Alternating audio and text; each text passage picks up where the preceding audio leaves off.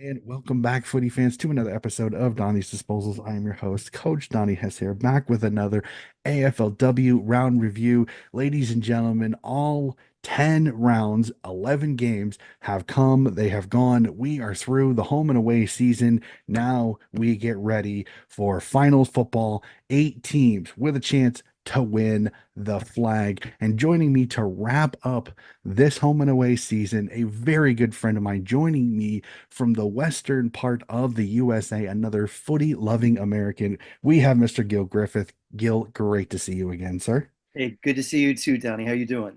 I am not doing too bad, sir, and I know you are probably a very, very happy man, as I know your beloved Wallulup have found themselves in the finals. So I know you are probably a very happy man going into these finals.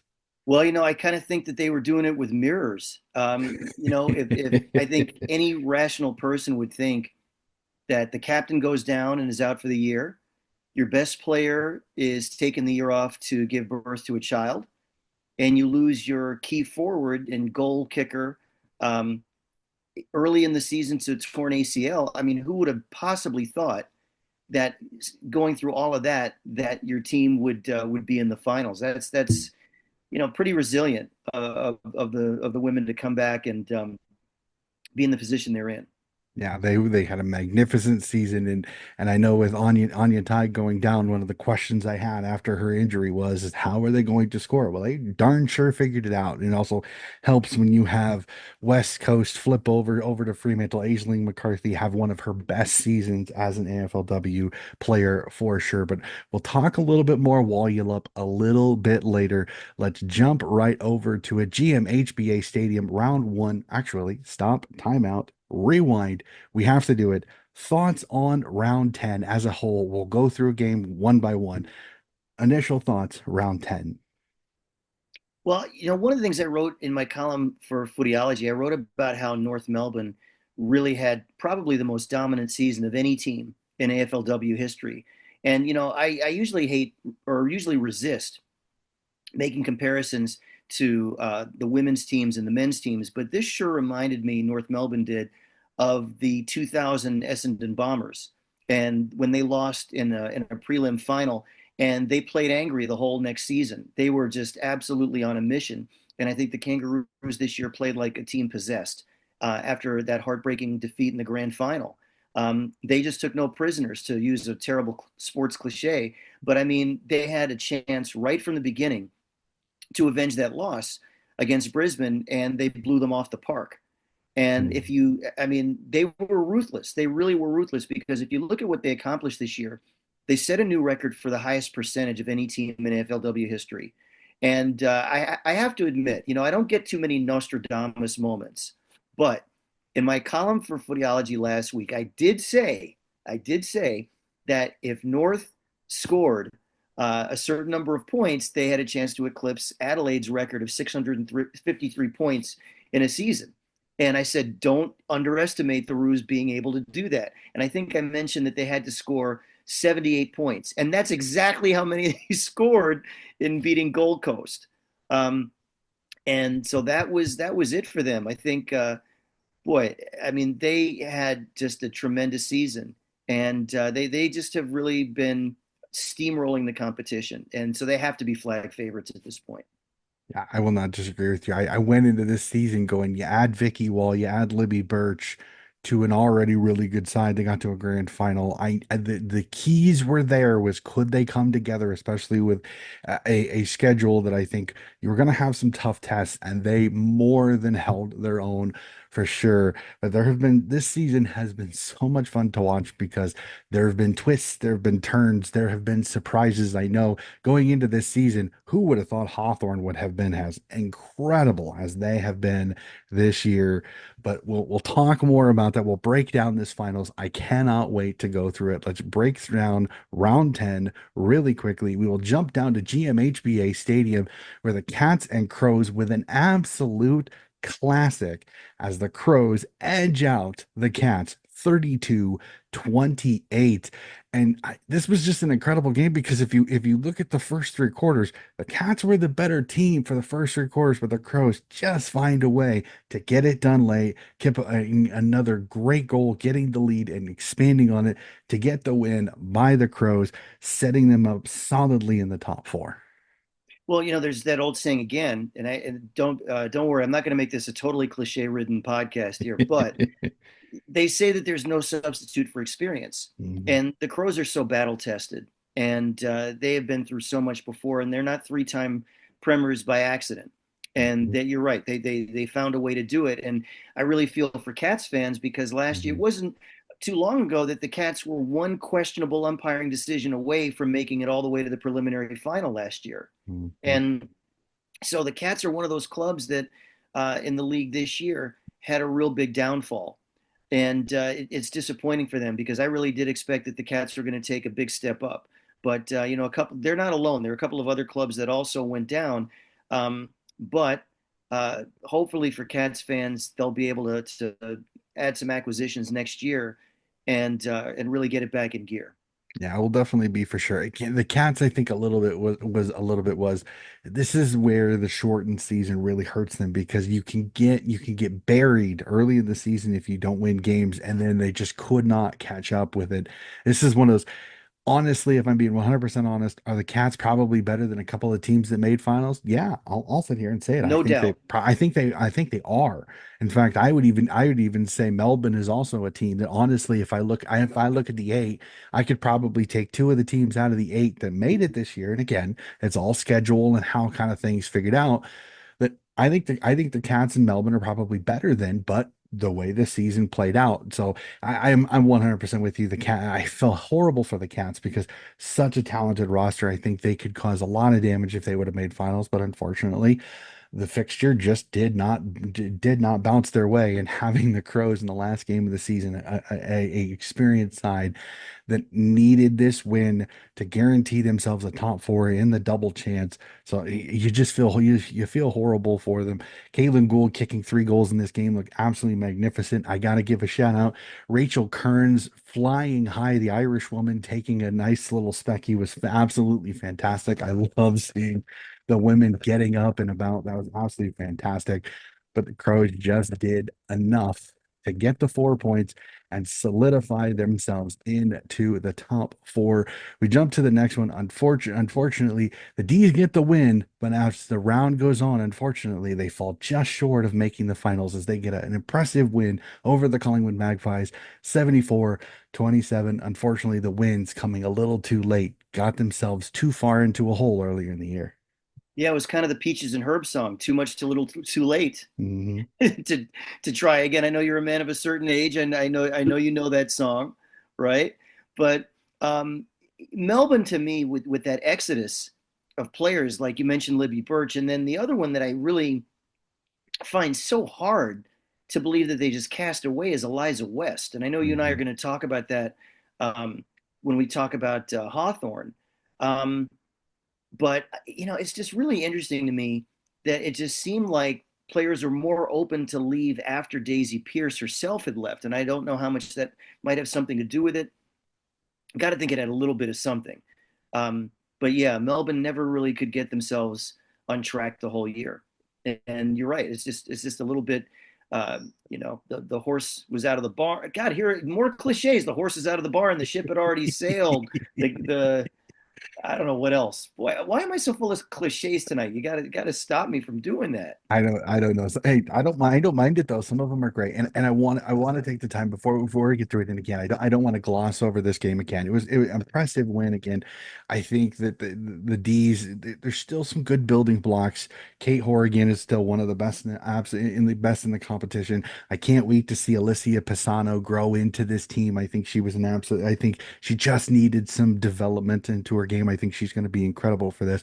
But I throw a shout out to one of the cornerstones of AFLW, and that is Stacey Livingston. She's This was her final game as an AFLW player. I tip my cap to her. I really wish she could have kicked that goal late in this game to kind of send her off with the last hurrah. It wasn't going to change much on the scoreboard, but just the great visual of her teammates getting around her if she would have kicked the goal. But again, a absolute staunch defender. You just don't find those great defenders anymore. So again, I want to do this for some of the ones that I do know of. To Stacks, Stacy Livington, thank you so much for your incredible service to the Collingwood, not only to the Collingwood Magpies, but the AFLW. You're an incredible defender. The game will miss you. The game will definitely miss you for sure. So let's jump up to Henson Park as the Swans wretched season at least ends on a somewhat of a positive note as they get a big win over the West Coast Eagles 74-28. And another shout out for a retirement was the great start to this game as Brooke Lachlan buries the first goal of the game after announcing earlier in the week that she would be retiring after this game. As a Swan supporter, there was a tiny tear in my eye to see Brooke not only kick the goal but to get the win. She had a chance to kick another one late, just slipped off the side of her boot and went for a behind. But it was an incredible performance by the Swans. Was it the season that the Swans wanted? Absolutely not. But again, you don't want to make excuses. But there were some things that really they just felt snake bitten this year. Ali Morfitt can't get on the park, and then she has her foot injury, so she goes only playing 2 games this particular season. Chloe Malloy goes down after game one with the ACL tear, and Laura Gardner missed a couple of games this year with some injuries. So some of the Swans' elite talent was not on the park. But the one thing as a Swan supporter, I look at it and go, they got some game time into some really good youngsters. Holly Cooper, Sarah Grundon, Laura Hosinger, and some of their youngsters got some great game time. So there's still some positives for Sydney, but again, a win at the end of the year, and you kind of look at those West Coast Eagles teams again, fluctuating. But I think Daisy Pierce has got something. If they can make a few moves, bring in a few more veterans to this team, I think Daisy's got a good building block at West Coast. Yeah, I think so. I think the Eagles are definitely in a situation where they have a lot of room to improve, and Daisy had an effect on the club culture. And they had a couple of veterans come in and do well. And as for Sydney, I mean, they came from the clouds last year, and then when they lose those three big guns, then that's going to be affected. And when you pointed out the short season, I think sometimes people gloss over that what we're getting is about 3/4 of a season rather than a full one. Mhm. And if they had the 18 weeks and maybe every team played every team, then Mhm. we'd see a much greater indication. Well, and I know we're going to talk about this later when we talk about the finals matchups. Because yeah, I think we're probably thinking of the same two teams that probably would not be there if there were a longer season. Yep, no, 100% agree. And it's no disrespect to them. They did what they needed to do. You get the schedule that you get, but it does show a little bit that there are some teams that because of the shorter season, they played 11 games. They didn't play everybody once. That you get in a couple of teams that because of the shorter fixture, that they're in the finals when a team that probably talent wise and performance wise, if they had a few more games, would probably get in eventually later. So 100% with that. We'll jump up Arden Street Oval. And as you kind of said, North did it. And they put up 78 points to get a big win over a Gold Coast side that, again, I just kind of felt like they had too much changeover in the offseason, and some of the talent that left was not replaced as well coming back in. I worried this would happen. Gold Coast, unfortunately, not such a great season, and North again showing why they are a lot of people's flag favorite. Yeah, it's disappointing for Gold Coast because they've really been on the cusp of really achieving some special things. I mean, they've been in finals before, and they have just narrowly missed out on going further ahead in their success. And so that was a disappointment to me to see them plummet as far as they did. And well, it's interesting because I guess with Gold Coast and Geelong dropping out of the top eight, and a couple of new teams come in. But Gold Coast were playing some really exciting footy for a while, and it's interesting because I think in a Q Clash game last year, I think they were exposed, and I think that that carryover just lasted throughout this season. Yep, nope, 100% agree with you on that one. Again, the Roos did exactly what they needed to do. This was almost a mercy killing, unfortunately, and North proved again, showed why they are one of the best teams in the competition. We'll jump to Icon Park, where the Essendon Bombers lock up another finals appearance, their second in their first three seasons, with a nice win over Carlton, 60-24. But unfortunately, despite the positivity of making finals, Bonnie Too Good goes down and will unfortunately miss finals. A tough blow for the Dons going into a finals campaign. Yeah, no doubt. Anytime you lose a co-captain, that's really big. And Bonnie Toogood had not only that injury to end her season, but another one early in the year. So she had a really interrupted campaign, and you just wonder where the goals might come from. I mean, Essendon did kick a number of them, and they ran up a big score, but you really have to wonder about them because it seems like even though they've been winning, they have they've been really good form. I mean, unbeaten for the last 5 weeks, but it seems they're very inconsistent. It seems they can put up a big score one week and then look really sluggish the next. Mhm. And so I think for them to go anywhere in finals, they're going to have to be really consistent throughout. Yeah, no, 100% agree with you on that one. This is a Bombers team that they've won a few games late. They've had to hold on to leads, so that'll be interesting to see. And I agree with you. Is that how will the goal scoring go in finals when it gets tougher? The pressure goes up. We'll see how Essendon responds.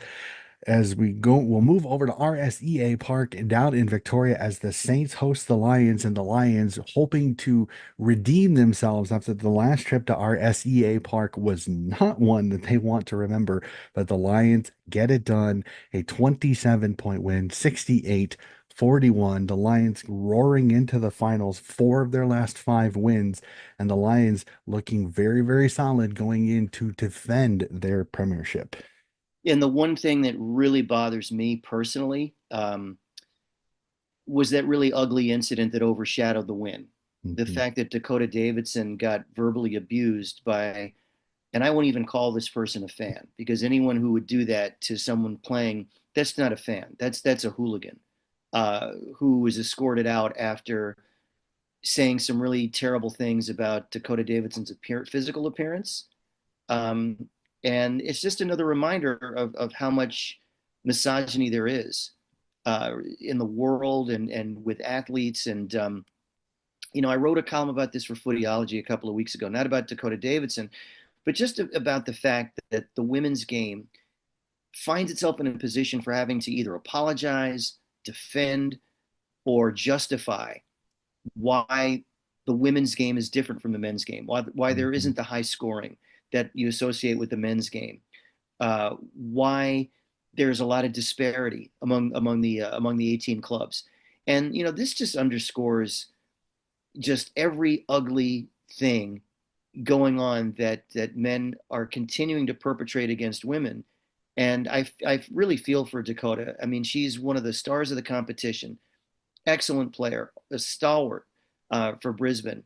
And I really do think, though, that this is something that, if anything, will galvanize Brisbane because they rally around their own. And Dakota Davidson is a warrior, and she always has been. And I think that Brisbane are not going to take that lightly, and hopefully the investigation will uncover whoever did that and will sanction him appropriately. Mhm. So, not sorry to go away from the actual footy that was played, but still a really really important thing. I mean, it almost as if Dakota Davidson for women has had a Nikki Winmar moment, Mhm. um, and that's going to be very interesting to see how the players respond to that. Yeah, and the fact that it was at St. Kilda where Nikki Winmar played is even more saddening. But it's just, and it's one of those where it's like Dakota Davidson is so salt of the earth. I've heard interviews with her. She's very humble. She can be quite braggadocious on the field, but when you get her off the field, she's very humble. She's very, very salt of the earth type of person. So it's just another one of these. But these women just want to play football. Let them play football. I understand, and I don't agree with it, but there are so many men that just feel like that because they've been watching football that they're these expert opinions, and people actually want to hear their opinions. Well, let's be honest, we don't want to hear your opinion because you're a misogynistic jerk. You're not coming in wanting to watch the game, and most of them that are commenting about the game on social media, and again, social media is a cesspool, I know, but many of them don't even watch the game. They just comment like they just know. Well, you don't know because you're not watching this incredible competition. Is it perfect? Absolutely not. But I will continue to say, I think the rules hamper the game. In my personal opinion, I will continue to say this. I think the men and the women should switch games. I think the men should be playing 16 aside, lasso rule, less rotations, and how would it change? It wouldn't change anything. It actually probably would help scoring, and it would help the issue that I can constantly hear in the men's game of we don't want all this congestion around the stoppage. Well, take four guys off the field then. Play 16 aside. Ooh, there's an answer for you. Less congestion. If you have less people on there, men can kick it further. So why not have four less guys on the field? Let the women play 18 aside. Let the women play longer quarters. Let the men play shorter quarters. The men have a longer season. Let them play shorter quarters. Why not? That would be an interesting thing because, the other thing too that I think that a lot of the critics and pundits forget is AFLW has only played what less than 10 seasons, 9 seasons, right? And I'm sure the Yep. VFL had a lot of issues after 9 seasons. And as I pointed out in one of my columns, in the 80s, the VFL was in danger of folding completely. You had all those Hmm. teams going bankrupt, playing in decrepit stadiums, right? And all this talk about mergers and whatever else. And as far as competitiveness, Hmm. all anybody needs to do is to look at the scores or rewatch if they can 6 of the last 8 men's grand finals, which frankly sucked Hmm. and were uh, so lopsided. It was hard to even for us to stay awake through them. And and the point about women not kicking enough goals. I mean, do they forget the GWS against Richmond kicked 3 for the whole match and that fiasco of a grand final? So Hmm. I don't really want to hear any more about people, particularly men, saying that AFL is unwatchable or it's an inferior product because then where were they championing the women for the right to play the sport that they love when they were banned from playing it as juniors? I mean, they don't have the same advantages. They can't do this. They're not paid enough to do this for a living 24/7 365. Hmm. They still have to get real quote unquote real jobs in their off season. And you know, they are mothers, they are partners, they are doing all kinds of things that men don't have to do. And it's just ridiculous, this double standard that men and male sports leagues never have to apologize, defend themselves the way that women's sports do. And you and I both know it is a ridiculous, sexist double standard, and it's Hmm. got to end. Yeah, well, and I've said this to a few people sometimes, and I try not to engage because all you're doing is giving oxygen. But I've said numerous times, I said if you compare the current AFL product to the AFLW product, you're a moron. Like I'm not even going to be nice about it. You just can't say it. You're a moron. You have to compare it to the VFL, as you said, 9 seasons in, and I bet you the scores are probably pretty similar. You don't and again, they weren't professional either. Like, this is going to be it's the same thing. Like and maybe just a little bit of where I am too. It's the same discussion that I've had with some people when they talk about the WNBA and the NBA up here. You cannot compare the products currently because there are years and years and years of men's basketball where there was no professional there the women could not play it or were not supposed to play it is the way I say it here. So you cannot compare present day NBA to present day WNBA, just like you can't compare AFL to AFLW because there is a plethora of years of difference when it comes to coaching, when it comes to how the game is played, how the game is progressed. we are going to see the women's game get better and better and better. If you look at this year's draft class, there are so many really good young women coming into this competition this year. They are fully national drafting in this year. There are so many good things coming in. You just have to let this grow. You cannot try to fast track it with trying to make it this what it's not. Again, there are going to be men that are never going to accept it because that's just the way that they are. They're just wired stupid. I'm not going to be nice about it. They're just wired stupid. You cannot get them to change. What you have to do is try to get a hold of the men that realize the game is different, is going to be different, and can accept that difference. And they're there. They may take some convincing, and that's all I'll say Yeah. about that. So Well, again, one last thing about it, which is if you're a sure. footy fan, you would embrace the women's game. I agree. You know, it's one of those things where if you love footy, it shouldn't matter who's playing. I agree. It's the sport, and I appreciate the differences between women's and men's footy. You I know, when do you have too. more emphasis in women's on the running game Hmm. and creative avenues to goal, and defending is different, and there's so many things that make it just a different variant, and that's something that I feel privileged to watch and to cover. I do too. 100%. Again, Dakota Davidson again is one of my favorite people. I absolutely love her to death. She gets a little white line fever. It can celebrate, but I gotta love her enthusiasm when she gets on the field. Cannot wait to watch this Brisbane Lions team because I agree with you. It's a great bonding environment for the Brisbane Lions going into the finals. Let's jump to the Swinburne Center in Melbourne as Richmond and Hawthorn continue its absolutely in fuego form, wrapping up the McClellan Trophy and $1 million for the club as the Hawks get a 23-point win over the Richmond Tigers, 46-23. Hawk ball continues to go throughout both competitions as the girls are looking just as in fuego as the men did at the end of the season. Yeah, it is pretty incredible. I mean, no one could have seen this coming as far as Hawthorne just absolutely lighting up this whole season. I mean, to go from the teens last season to going all the way to number two. Uh, I don't even think Hawks supporters or the Hawks themselves in their wildest dreams saw something like this. And the propensity for scoring points is just off the charts. Mhm. It really, really is. I mean, um, to be there right very close to the Kangaroos as far as scoring, that's real big. That is real big. And I'll have a lot more to say about Eliza West a little bit later, but boy, she's made just such a difference. Mhm. And that's really got to be the offseason acquisition of the year for me. Oh yeah, 100%. And I think I know Casey Sheriff went down a little bit too, but her addition, Liza West, and I think for me it's more of the coaching. I think the Yeah. coach that they hired, bringing in a Brisbane assistant and kind of bringing Brisbane's run and gun style, and the way the list was built, it was perfect. They brought in the perfect coach for the system that they wanted to run with the list that they have. You got elite Irish players and Eileen Gilroy and Anya McDonald up forward. You've got Tilly Lucas Rod. The fact you can move Tilly Lucas Rod to the halfback flanker and she's still as effective as when she was in the guts in the midfield. Liza West steps in there. Casey Sheriff, when she does play, has been fantastic.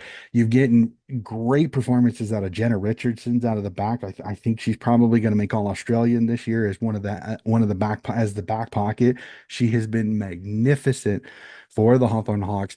I could kind of see them going up and maybe making finals, but I was not expecting second and being a top four No. side. So, but Yeah, no way. I'll tell you this though. This was a great game. I felt a little bit bad for Richmond because they've been stung a little bit with some injuries and stuff like that. They're a talented side, and Ellie McKenzie is healthy. Grace Egan is healthy. Mon Conti is healthy. I'm going to be fascinated to watch this Tigers team come finals because they could be a dangerous side if they catch fire at the right time. But this Hawks team was just so good. Speaking of so good, the game of the round has to be this next one as we jump over to Alberton Oval over in Adelaide as Port survive a scare and get a 1 point win over the GWS Giants. Gemma Houghton, you absolute beauty, slotting that goal with only seconds to spare, saving Port Adelaide the win and getting the Power into the finals for the first time in its club's women's side history. Oh boy, old friend there, Gemma Houghton. Fun fact. Fun fact. I interviewed her a while back for a project that I had going on.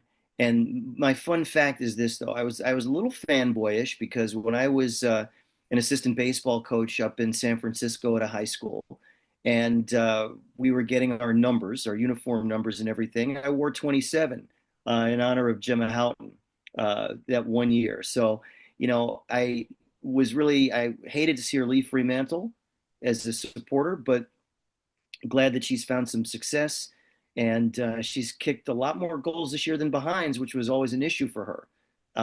So yeah, she's always been a supreme athlete and someone that I've personally really enjoyed watching. So yeah, that was quite a moment for her and for Port Adelaide. Yeah, it was absolutely fantastic. I love seeing the fight from the Giants. I mean, as horrible as their season has kind of become at times this year, to see them fight, to go all the way to the end, and to push this Port Adelaide team all the way to was a great sign for me because it showed that there's some fight in the GWS Giants. It'll be fascinating to see how the Giants off season goes. Again, I think that the switch to the national draft, I think, will really, really help a club like GWS because they can get the best possible player, not just the best player they could possibly get in New South Wales. So I think in the long Right, run, right, to this dip into is that rugby region. Yeah, you're right. exactly, Yeah, exactly. Well, and yeah. I think the fact that you can get a Victorian girl, you can get a Victorian player up there, you can get a Queensland, maybe a academy player from either Gold Coast or Brisbane to come down will really help. I think GWS they need an infusion of talent. That's been their issue is that they've got good players.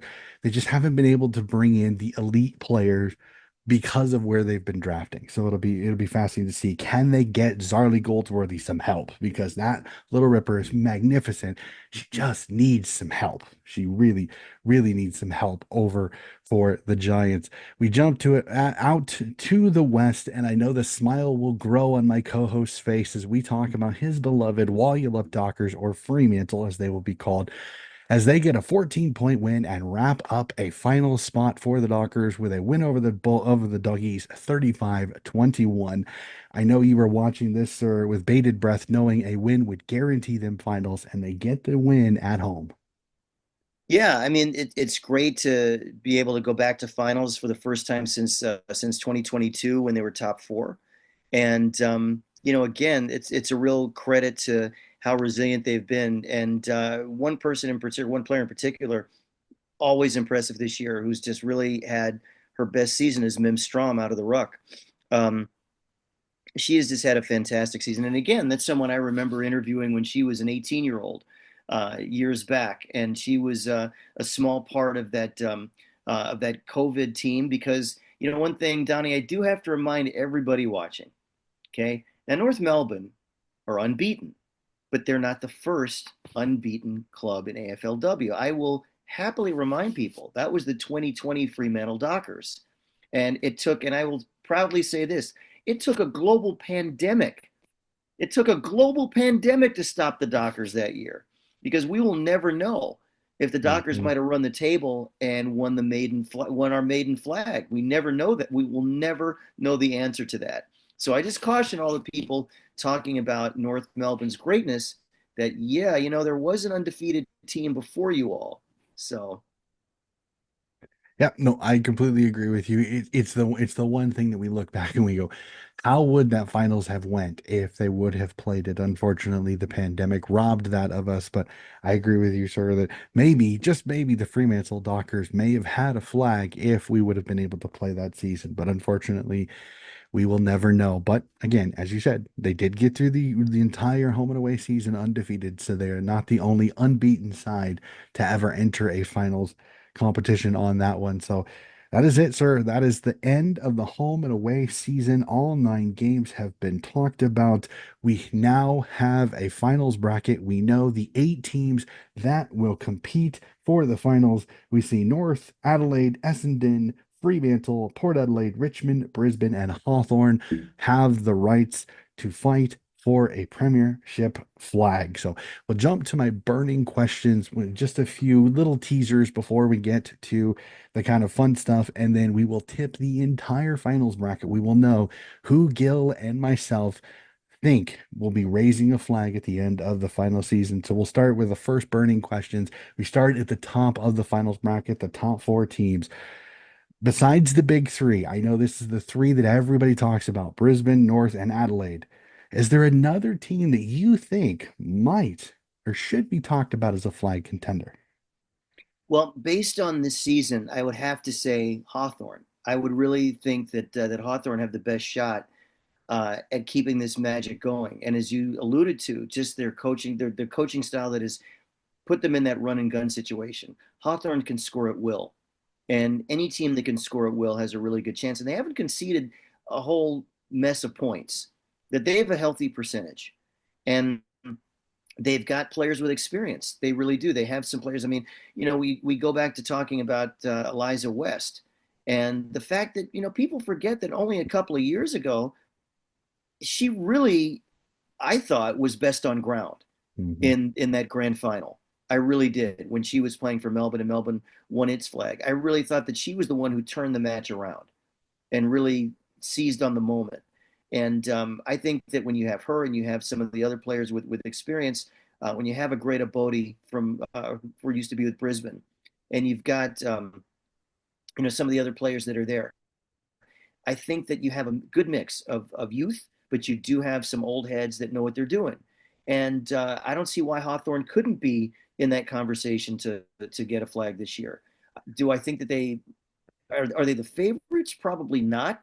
But you gotta really respect their chances and don't take them too lightly. I am 100% with you. Hawthorne is the team of the other five. If you kind of break it down that way, the other five, you take those top three away. Hawthorne is the only team out of those other five that I think has a chance. My worry is that they're inexperienced because yes, you have Liza West, yes, you have Emily Bates, yes, you have Casey Sheriff and Tilly Lucas Rod, but after that, it's a bunch of youngsters. I mean, it's Eileen Gilroy and Anya McDonald who have played finals, but not very much. And then the rest of them are 19, 20, 20, 22-year-old youngsters. So this is going to be a baptism by fire for this Hawthorn team. Are they going to win a game? Honestly, I'm looking at my bracket. I think they can get to a preliminary final. I honestly believe that. But they're going to be tested, and this game against Brisbane will show you where they at. If Brisbane roll them off the park, we're going to kind of see that. I think it really is going to come down to the top three. It's going to be Brisbane, Adelaide, and North fighting for the premiership. It's what's the combination of the two playing in the finals. But Hawthorn, if they can stay close to Brisbane in this game, not get blown out, then get through that semifinal, then most likely then your matchup with the other side, the 1-4 matchup, there's a possibility, but they're going to have to play their best footy. And again, they're an inexperienced side. So even if they don't, it's not a bad thing for this Hawthorn team. I think this is a great learning experience for them because they're going to see what the elite teams of this competition do come finals time. They're going to be Are you fun. are you sure you're not talking about my Mets in MLB? Because maybe the Hawks don't have Jose Iglesias and they don't have the whole OMG thing going on, but what you just described, boy, I was feeling that in October. Oh yeah, it's definitely like I said. They've their matchup is going to be interesting because like I said is if they do win that they're going to get if they do win that semifinal game. Like I said, I'm presuming here a little bit. If Brisbane beat them, they should win their semifinal game, and then you're getting either Well, you've Adelaide or already come North. on now. You've already got them in a semifinal. They haven't even played the qualifier yet. What's Uh, going on? I'm presuming here that Brisbane beat them in the quali. That's what I'm saying here is that I think Okay. Brisbane's just a little bit better at Brisbane Hmm. footy than Hawthorn is. That's more of my thing. If you get by that semifinal game, Then you get a prelim against either Adelaide or North.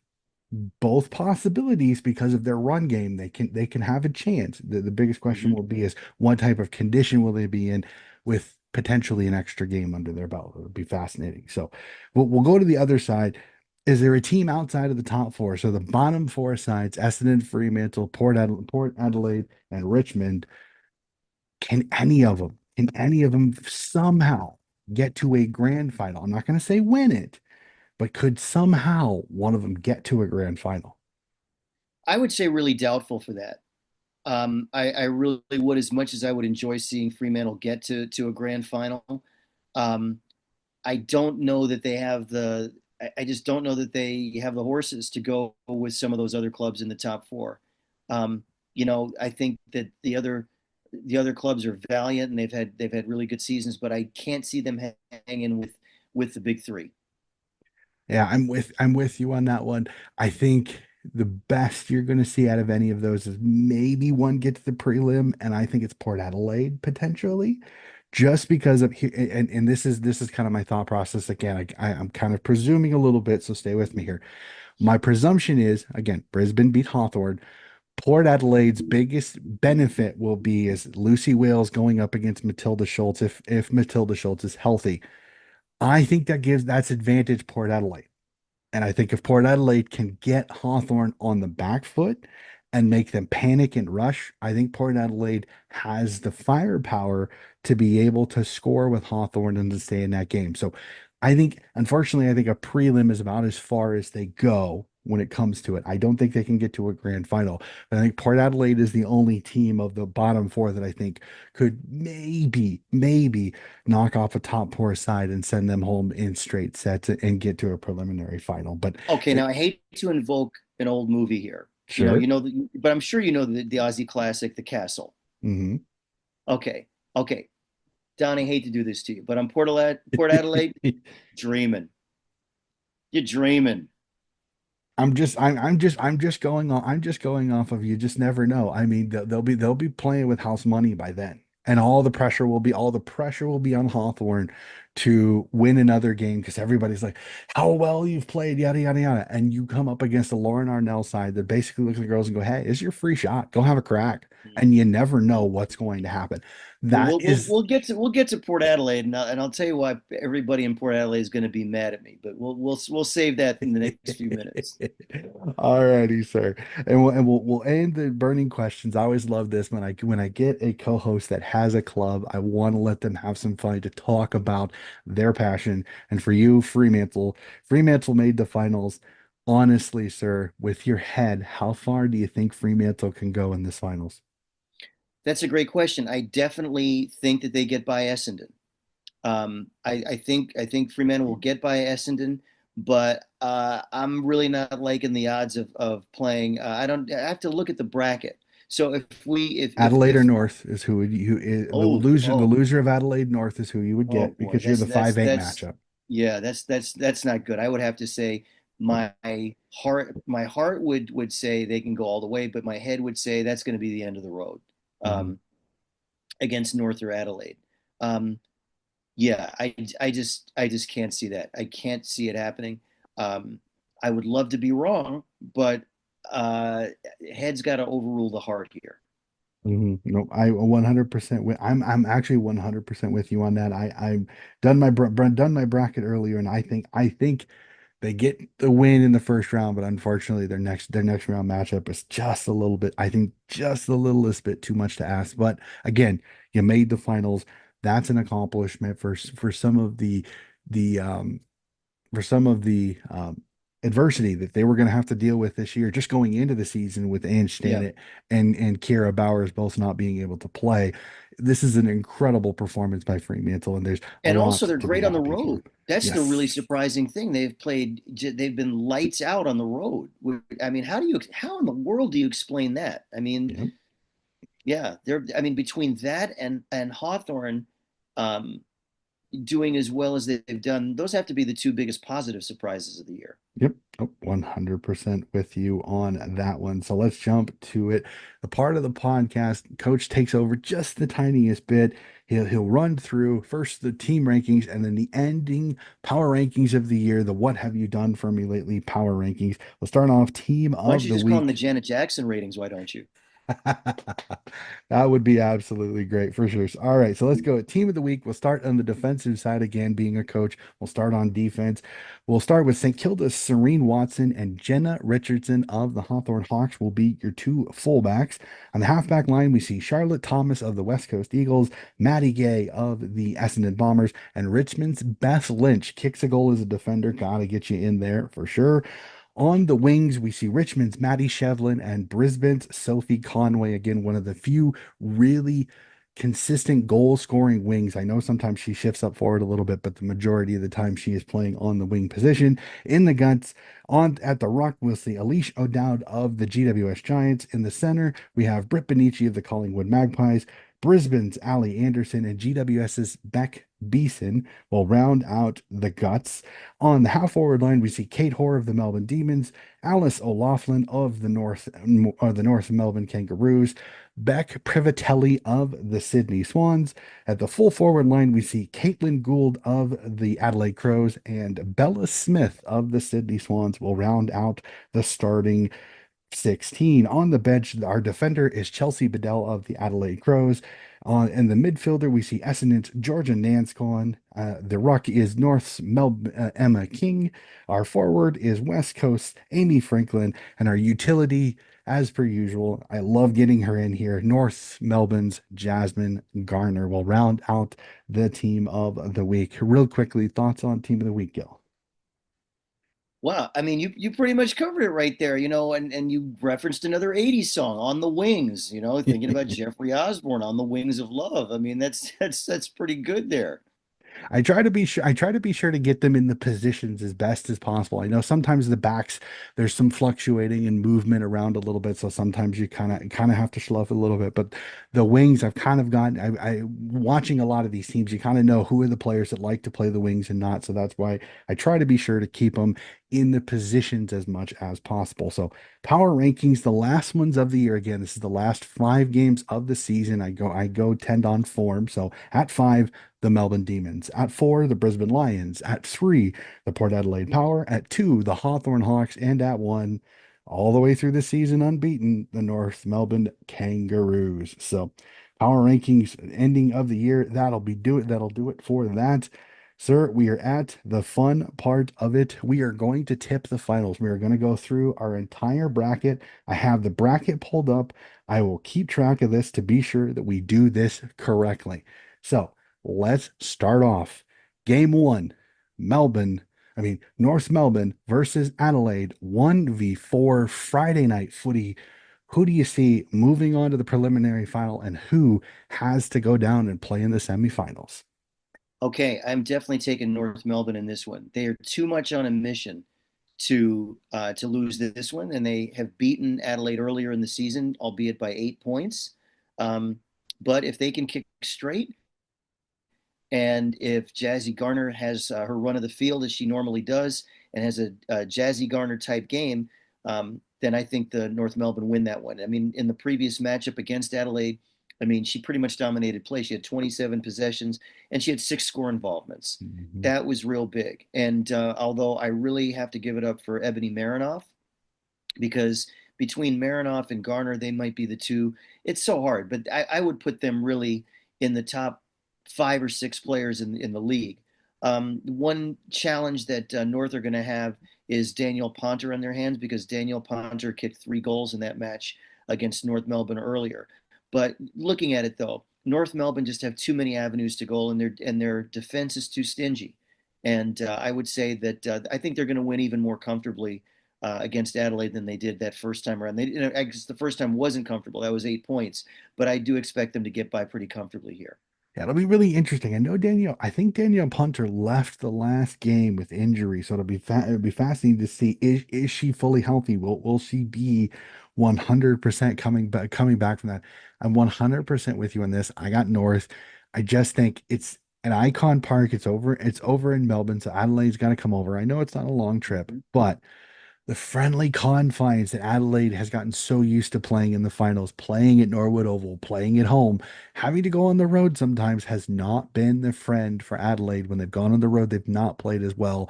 I think North just a little bit too good. They're just playing too good of footy. Their depth is going to be a problem. Adelaide has had some injuries this year. I know no Eloise Jones, I think is a little bit of a fire starter that I think North would have a little bit of trouble with. I think North's backline isn't as quick as Adelaide's when Eloise Jones is playing. So I think North win this one. I agree with you. I think a little bit more comfortably, not massively more, but a little bit more comfortably than the first time North get through. But Adelaide is definitely not out of this finals for sure. Let's jump to the next game. Is that elimination final as your beloved Fremantle Dockers host Essendon as they come over to the west of Fremantle Oval? Dockers, Bombers, who plays Adelaide in the next round and who goes home? It's going to be Fremantle here. And Fremantle handled Essendon pretty easily in the first week, beating them by 43 points. And again, Fremantle have found a way this year to deal with that adversity and to deal with the massive outs for one reason or another.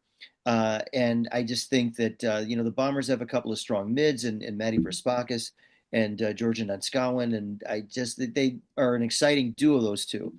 But I think Fremantle have been even stronger with Aisling McCarthy, and Dana East has come back to put up some good numbers. Mim Strom is having a great season, and Haley Miller has really got a fire behind her, and I think that is really going to carry the Dockers through. And so even with Ash Brazel possibly not playing because she has to prove her fitness before, and they'll miss her in the back line if she doesn't start, if she's not able to get up for that match. But I don't see Fremantle losing this one at home when Essendon have to fly across the country to play them. So yeah, I'm going with the Dockers in this one. And I am with you on that one. I got Fremantle as well. Essendon having to travel all the way out to the west. The Dockers should hopefully, if Ash Brazel is should be as healthy as they are going to be. I think they've played really, really well at home at Fremantle Oval. Bombers been sometimes a little bit skeptical sometimes when they leave the friendly confines of Victoria. So I like the Dockers in this one. Let's jump to the fun one. Icon Park hosts an absolute cracker as the up and coming Hawks host the defending premiers, Brisbane Lions, in the other qualifying final. I will tip this one because I've talked about my thoughts on the results 3 or 4 times. And as I think Brisbane are just too good. I think Hawthorn plays Brisbane footy. Brisbane plays Brisbane footy better than Hawthorn does. I think Brisbane just a little bit too experienced, just a little of this bit too tough. And I think they bang on this Hawks team. And I think they really expose this Hawks team for benefiting from a little bit of a lighter fixture than some of the better teams in the competition. So I like Brisbane in this one. I do too, and I think the big thing here is that Hawthorn has a double chance, and I think that here is a good way for Hawthorn to get some valuable experience and why they still might be a threat on the flag. I don't think that they're going to beat Brisbane, but I do think that, as you said, they are certainly capable of winning the next week. But I do think that Hawthorn might get off to a really blazing start at first, and here's why: that the last time Brisbane played Hawthorn was back in round 5 of 2023. And Brisbane won by 27 points. And I think that they may be in shock knowing that they're not playing anywhere close to the same side that Hawthorn is now. And I think Hawthorn can use that to their advantage, get a head start, jump them early. And I think Brisbane will not really know what to expect or how to defend against that new kind of Hawthorn side. But I do think that Brisbane will adapt, and I do think that I think they're going to ride a very strong second half home. Brisbane playing on the road doesn't phase them. I think again with Dakota Davidson having taken that abuse and the side rallying around her, I think that's going to be something that's going to unify them. And so I definitely think Brisbane are going to win this one. I don't think it'll be a blowout, but I don't think it'll be all that close. So I definitely see Brisbane winning this one comfortably. I think there's a 3 goal margin, maybe even four. Yeah, I think Brisbane, they're gonna show why they're the defending premiers. Hawthorne is maybe going to get shown a little bit of, oh, this is the reality that you're going to face if you're going to be in this particular league a little bit. So it's going to be, Hawthorne's going to, they're going to give it a test. I agree with you. They've got to punch Brisbane in the mouth at the start and get to a good 2 to 3 goal lead early to make Brisbane, because if Brisbane can get the lead quick, they are going to run this young Hawthorne team off their legs very, very quickly if they're allowed to. Hawthorne must get at least a 2 goal lead early in this first quarter just to settle the nerves. Because if they don't, this Brisbane team is just too good, just too smart to panic. So I think Brisbane just a little bit too good on that one. And then over to Alberton Oval. Love this. Cannot wait for this. Richmond Tigers, Port Adelaide Power, elimination final. I like the power in this one. I know Richmond's got a little bit more experience. I know Richmond has played in the finals before, but Port Adelaide at home are really, really good. I think their young talent are going to be a pain for this Richmond side. And I am hoping if Matilda Schultz is healthy, that is a huge advantage in the ruck contest with her being another midfielder. Like I said, I'm not 100% sure. If she's not healthy, I'm then a little worried for this Port Adelaide team, because they do really benefit from first footy. So I'm going to tip Port, anticipating Matilda Schultz should be good to go for this game. All right. Well, you know what? I just got something for Port Adelaide fans. Okay, get your pitchforks. Come at me. Come at me, bro, with your pitchforks and sis and whoever you are down there, because I want to point something out. And I know all of you are going to be angry with me who are Port Adelaide supporters, but look at this. Port Adelaide have a record of 7-4. All seven of those wins, all seven have come against bottom eight sides. They have not beaten anybody who is a fellow top eight side. They have not. As a matter of fact, they've lost. All four of their losses have been against fellow top eight sides by an average margin, no less, of 21 points. So I see that 7-4 win-loss record as a little bit of a mirage. In fact, I kind of see Port Adelaide, and you were talking about this earlier, Donnie, about a couple of sides that were, that are not in the top eight, but probably are better than a couple of clubs in the top eight. And I would think that with Port Adelaide, that they are kind of the best ninth through 18th side, but they ended up in the top eight because of who they were scheduled against. And, this is not to say that they're a bad side, but I do think that they're kind of playing above their heads. They had that great win over GWS, but I cannot see them getting by Richmond, who people forget. Richmond were a top four side a couple of years ago. They've got Monconti. They've got Katie Brennan. They've got a healthy Ellie McKenzie. Okay, so they have a lot of talent there, and I still think that it's not enough. I don't think Port really have the arsenal to go up against Richmond, and I think Richmond probably deserved a better fate this year. So I am backing Richmond in that one. Oh, I completely agree with you. I completely agree with you on that one. Totally get it. Again, it's very easy to make that argument. 100% with you on that one. I have no qualms with you at all. I kind of thought that, like I said, I'm really kind of basing it a little bit on my tip. And again, I'm jumping a huge shark here, is that Matilda Schultz being healthy, because I think that could be a huge advantage for them. So let's go to the finals. We'll go to the semifinal weekends. We both have Adelaide versus Fremantle, but you have Richmond versus Hawthorn, and I have Port Adelaide versus Hawthorn. So we'll go with a game that is the same for the both of us, and that is Adelaide versus your beloved Dockers. I will ask, sir, Adelaide, Fremantle, who gets the right to play Brisbane in the preliminary finals? I have to say Adelaide. I just can't. I just see that as a little bit of a bridge too far. Adelaide have not won three premierships by accident. They they know how to play in big games. They know how to play in big games, and losing that one match, which I believe they're going to do against North, is not going to put them off too much. And I've always said this about Adelaide. Adelaide are at their best when they play angry, when they're angry and they're physical. And I think that the Dockers not having Kiara Bowers in the lineup, that counters some of that physicality. And I just would have to believe that Adelaide would be way too tough. Yep, I'm 100% with you on that one. I think Adelaide just at home at Norwood Oval, they're really, really good. They've always responded well after losses.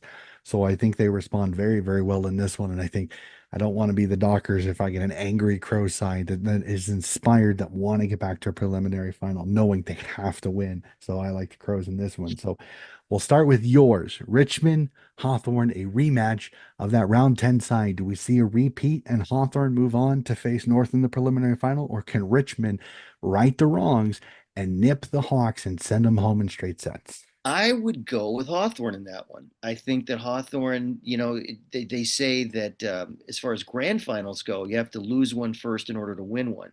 And I think you can try to transfer that here, that Hawthorne may have to lose a qualifier to know what it's really going to take for them in a final. And I think that Hawthorne, I think this is the one side that Hawthorne really could take in a semifinal, and I would think that they could go and use their firepower, their run, and use that to springboard them to a preliminary final. Yep. And then for me, Port Adelaide v Hawthorne, and it's pretty much the same thing for you. Your analysis when it comes to Richmond, I think Hawthorne just a little bit too good. I think they learn from their experience against Brisbane. They step up, they get the win, and they move on to the preliminary final. Well, they will face North. So our final four or two preliminary finals are both the same. Hawthorne v Melbourne and Adelaide v Brisbane. So we'll start off. We'll go with the Adelaide Brisbane matchup. Who goes to a grand final and who goes home? That's a real tough one, but I would go with Brisbane again. Um, Boy, what a great rivalry Brisbane and Adelaide have had. I mean, they have just battled tooth and nail ever since the competition started. But Brisbane always seemed to find a way to be there at the very end, and Adelaide do too. But in this one, I really would think that Brisbane would have the advantage. And I am with you. Same thing. I think Brisbane is the kryptonite to Adelaide. Like they're the one team that Adelaide just cannot seem to figure out how to beat. So I like the Lions in this one. I just think their run style just really harms this Adelaide Crows team, especially considering this will be up in Brisbane. Most likely, I'll be fascinated to see when the time frame is. But Brisbane up in a little bit warmer weather. I think Brisbane just a little bit too good with their running game. And then North the upstart Hawks, who gets the other spot against Brisbane in the grand final. For me, I, it's North. yeah, I think definitely North. Hawthorne will have nothing to hang its heads about. They've had a totally unexpected, sensational season, no matter what happens. Just hell bent. Uh,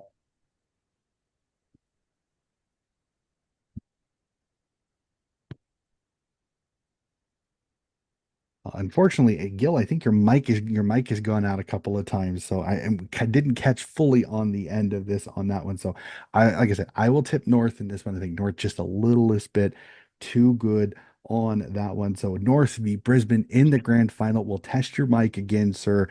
Who's raising a flag? Who's winning a premiership at the end of this incredibly interesting season 9? North are finally going to get the job done. Finally going to get the job done. They're going to break the hoodoo. They're going to be the ones that are going to completely avenge the heartbreak of last year because they almost were there. They were there for 3 quarters and maybe 3.5 quarters. Um, but I really think that this is the time that North is going to do it and join the pantheon of great clubs. And they, when this is all said and done, historians might look back and think that this might be the greatest single season an AFLW team has had. I mean, they'll have gone unbeaten and they'll have captured the flag that they really deserve, and they have played like it all season long. And so, I think this would be the ultimate revenge for North, and I do see it happening. Yep, I'm 100% the same way. I think North they have had a chip on their shoulder this entire year. They have been ruthless, they have been merciless, they have been absolute mercenaries this year, and I think they come into this game angry, and I think they beat on this smaller, more athletic, but a little bit shorter and smaller statured Brisbane Lions team. And I think North get it done. They end the season unbeaten, and the North Melbourne Kangaroos hoist a wonderfully well earned premiership flag for an incredible season. So, Gil, that is it. our finals have been tipped. That is it. It is time to sit down, grab our popcorn, and watch some incredible finals footy. And just a little bit of a podcasting note, we will not be doing any in between rounds when it comes to the finals. We are just going to cover the grand final at the end. We are going to do an entire finals review podcast at the end of the year. We're just going to do one more show. So, one more show for the AFLW this particular season. I as sad as it is, I don't mind. I'm going to take a few weeks off to be able to just enjoy the footy and to be able to break down this entire finals bracket with my co-host in the last podcast of the year. As per usual, Gil, it is incredible sitting down and having a footy chat with you. It's always great. I know your stuff on footyology is always a great read. I thoroughly enjoy it so much. So thank you so much for being on the podcast again today. No, thank you very much, and I do really appreciate your support about footyology. And for those of you who also like maybe a little bit of politics, well, I've got a couple of things that are going to be running in footyology. It's in this week here in the U.S. So if you're interested in that, check that out too. Well, definitely more fun. I know the next 24 hours would be quite interesting for us over here in the States. We won't go into any of that particular talk because we'll stay on the footy just the littlest bit. So Well, I will say one thing. I will say one thing, which is, my alter ego. I am a teacher of advanced placement, U.S. government and politics, and there's no better time to be doing that than right now. That's really exciting to mhm. teach high school kids about all kinds of things. So if you're kind of a political junkie like me, and if, as an addition to a baseball and footy junkie, it's this has been a really exciting fall. Well, you have definitely had plenty to talk about when it comes to over here for sure. I know that for sure. So that's going to do it for the podcast. Again, if you like what you're listening to, please like and subscribe. Keep an eye out again. One more AFLW show. Still, we have my VFL round review. I'm trying to get that figured out. I got to get my co-host and I together. It's always fun. And then we will have two off season. When it comes to it, we will review the free agency and draft periods for both the men's and the women's before we will take this season off. And then my off-season supporter series will be back. I'm getting some things together. I will kind of announce what's going to happen with that a little bit later on that. So that'll do it for Well, Donnie, another I have one question for you though. shoot. Okay. If we're talking about free agency and trades for men's and women's, the burning question for me is, I've got my Fremantle Dockers Matthew Pavlich number 29 jumper. Mhm. Does that transform hopefully into a Shea Bolton jumper if he gets the same number that he had in Richmond? Do we ask Cooper Simpson to give up number 29 for Shea Bolton? I think he's got the finances. He could probably pay him to have him switch jerseys. I know over here in the States they do that all the time. The guys will pay a young guy who maybe has their number. They'll give him a little bit of money to say, hey, do you mind if we switch jerseys? And I think that might happen. Wouldn't be shocked at all. So we gotta get out of here. I need to let him get his beauty rest since he's going to have a very fun next 24 hours. So that is going to do it for another episode of Donnie's Disposals. We'll be back with more footy coverage very, very soon.